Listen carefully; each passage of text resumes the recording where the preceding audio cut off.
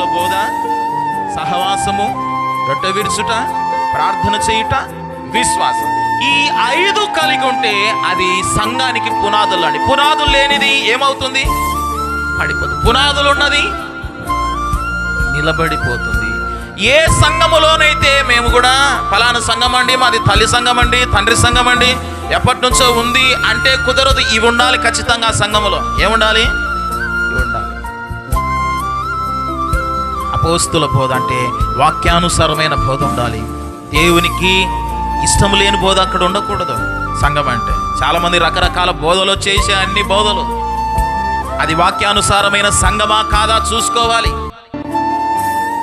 రెండవది, సహవాసం ఉండాలంటే ప్రతిరోజు సేవకునితో సహవాసము, దేవునితో సహవాసము, పరిశుద్ధులతో సహవాసము, భక్తుల సహవాసం ఉండాలి. ఇది లేకపోతే ఇది సంఘం కాదు. ఎప్పుడో నెలకోసారి వచ్చి